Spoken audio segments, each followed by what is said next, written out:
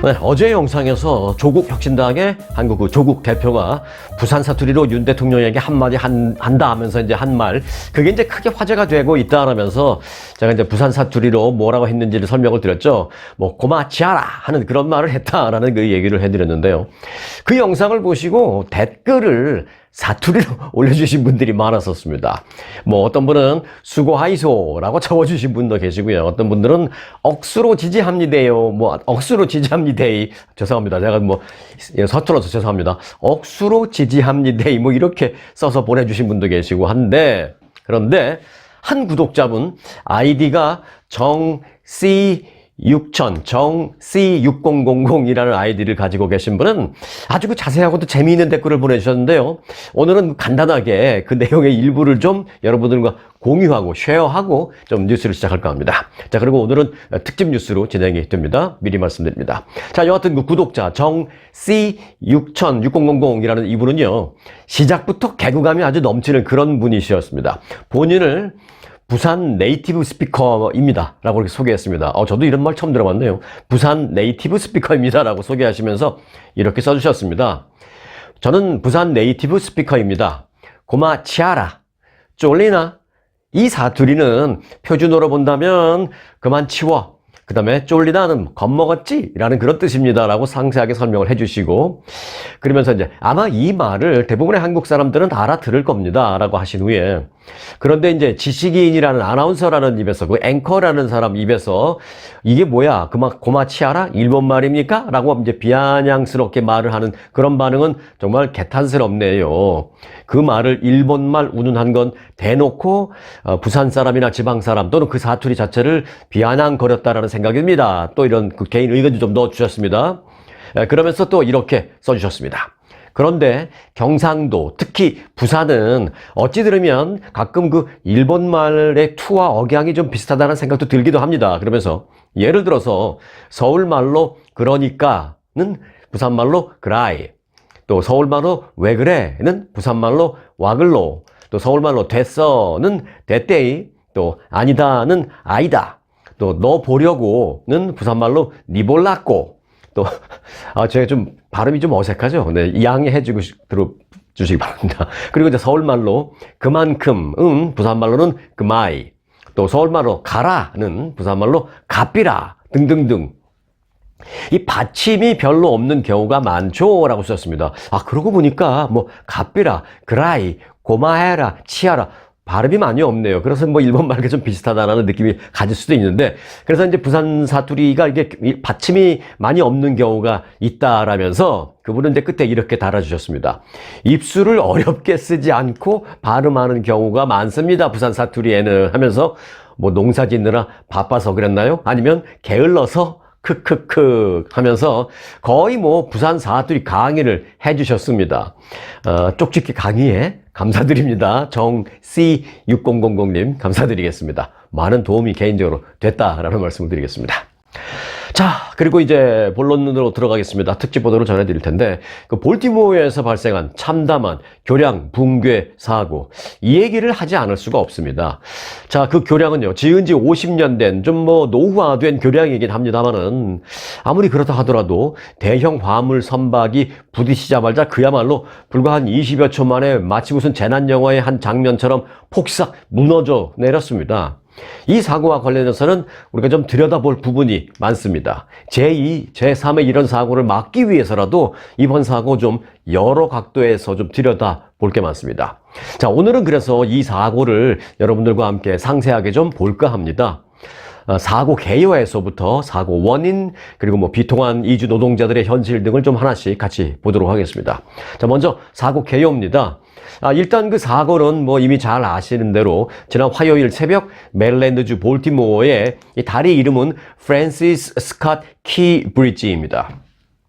이 다리가 대형 컨테이너 선박이 항해 능력을 상실하고 일종의 그 표류를 하면서 교각을 피하지 못하고 그대로 들이받으면서 발생을 한 것인데, 이로 인해서 교량 위에 있던 당시 그 작업 중이던 이주 노동자들이 추락을 하면서 이 중 6명이 지금 실종 상태인 상황입니다.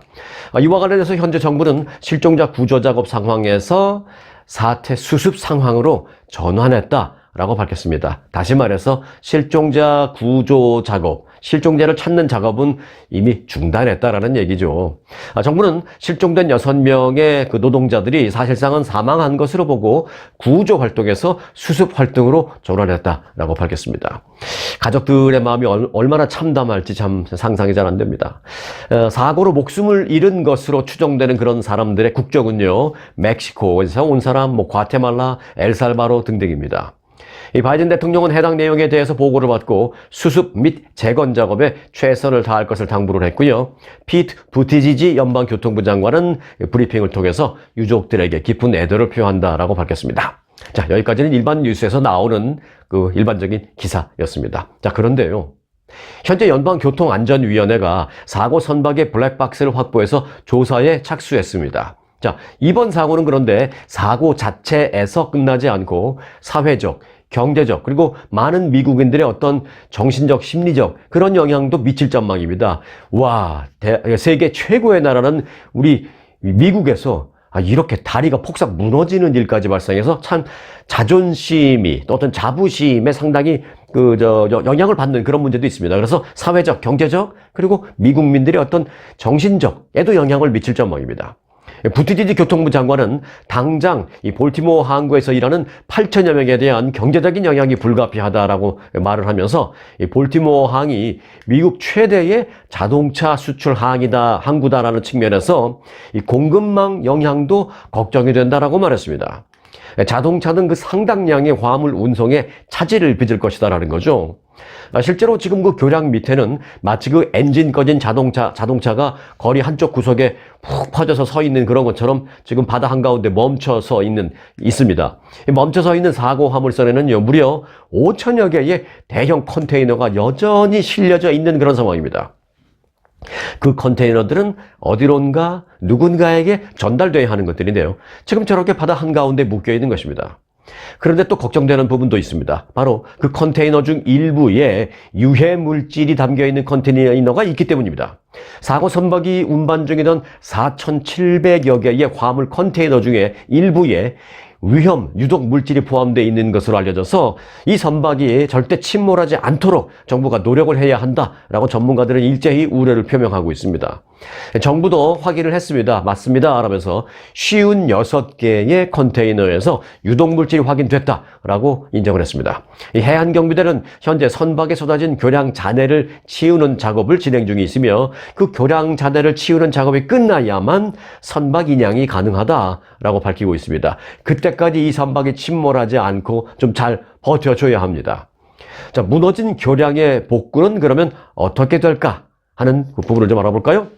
자, 이 메릴랜드 주지사는 복구 전망과 관련해서는 시점을 지금 말하기에는 아직 이르다라면서도 과거 이 다리, 이 프랜시스 스캇 키 브리지 이 다리가 처음 건설될 당시에는 5년이 걸렸다라면서 하지만 꼭 그만큼의 시간이 걸린다는 의미는 아니다. 다만 우리가 예측을 해보는데, 가늠을 해보는데 어느 정도 도움은 될 것이다. 그렇게 답변을 했습니다. 결국 최소 수년은 걸릴 거다라는 얘기죠.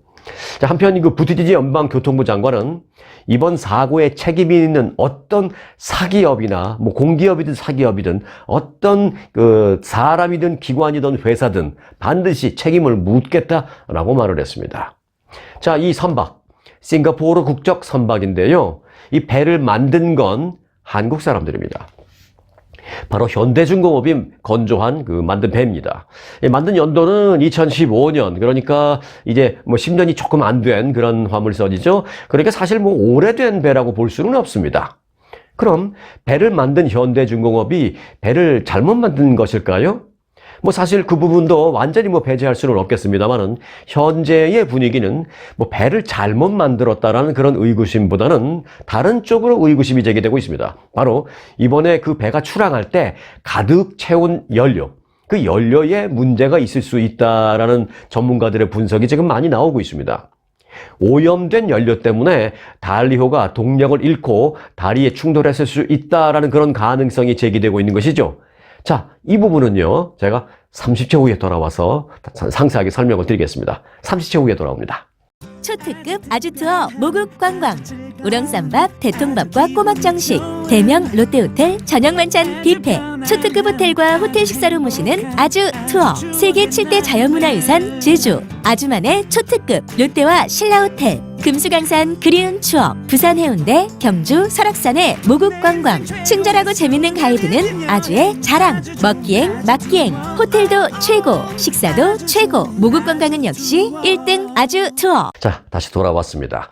월스트리트저널은요, 당국이 사고 선박이 동력을 잃고 교량과 충돌하는데 이 오염된 연료가 영향을 미쳤을 수 있다라면서 이 부분을 조사할 예정이다라고 보도를 했습니다.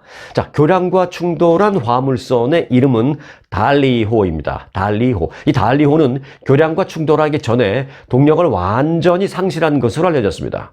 동력을 잃으면 그 방향도 잘 가늠을 할 수가 없죠. 그렇게 동력을 상실하면서 방향을 틀어야 하는 그런 기능도 상실을 했고, 그러면서 배가 그 컨트롤 되지 않고 그저 바다 물결 따라서 흘러가고 있다가 그 뻔히 교량 다리 부분과 충돌하게 될 것을 알고도 배 안의 선원들이 아무것도 할 수 없었던 문제가 사고 원인으로 추정되고 있습니다.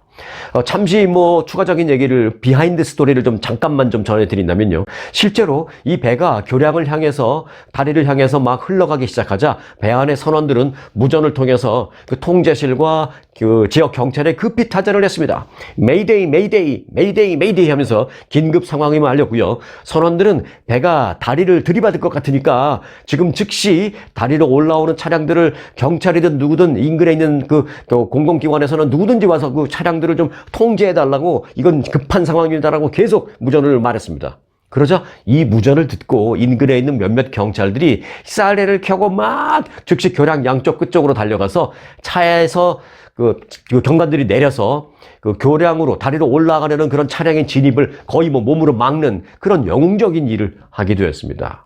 그래서 영상을 보면 생각보다 그 다리를 지나가는 차들이 많지 않았습니다. 어느 정도 지나가다가 그 뒤로는 지나가는 차가 뚝 끊겨져 있는 모습도 볼 수 있습니다. 왜냐? 경관들이 그쪽 끝에서 막고 있었기 때문입니다.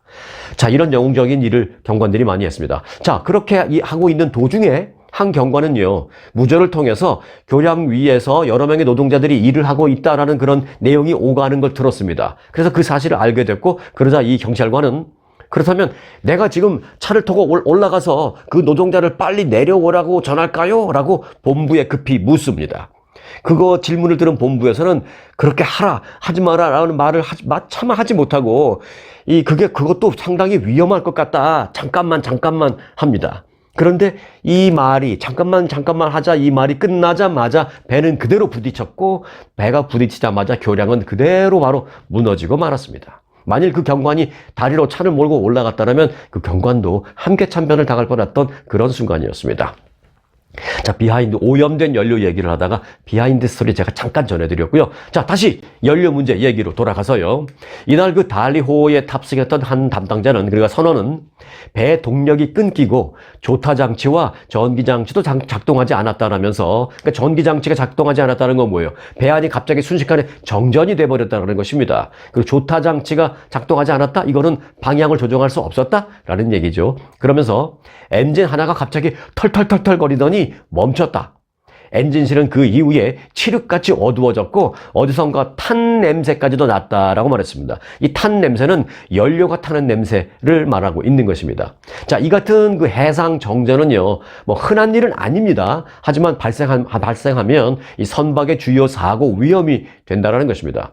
그런데 또 여기서 주목해봐야 할 점은 바로 이 해상 정전의 원인 중에 하나로 지목된 게 바로 이 오염된 연료가 꼽히고 있다는 것입니다. 오염된 연료는 선박의 그 주 발전기에 문제를 일으킬 수 있는 중요한 원인입니다. 그리고 선박의 정전이 발생하면 추진력을 잃게 된다라고 전문가들이 일제히 지적하고 있습니다. 정전의 원인은 오염된 연료. 자, 일제히 그런 오염된 연료에 대한 의문점이 지금 제기되고 있는 그런 상황입니다. 그래서 이제 그 선박에 주입한 연료를 어디에서 어떤 회사로부터 제공받은 것인지에 대한 조사가 이루어져야 할 것입니다. 혹시 연료 단가를 낮추려고 싸구려 연료를 넣었다든지, 아니면 정규 연료와 싸구려 연료와 심지어는 다른 물질을 좀 섞어서 양만 그렇게 채운 게 아닌지 정말 강한 의심이 드는데요. 그래서 이 부분에 대한 조사가 철저하게 있어야 된다라고 생각을 하는 것입니다. 자, 다음 대목으로 넘어가겠습니다. 이번에는 그럼 과연 그 교량이 얼마나 부실하길래 그렇게 아무리 좀 큰 선박이 부딪혔다고 해도 그렇게 순식간에 무너져 내릴 수 있는가 하는 부분을 좀 알아봐야 되겠습니다.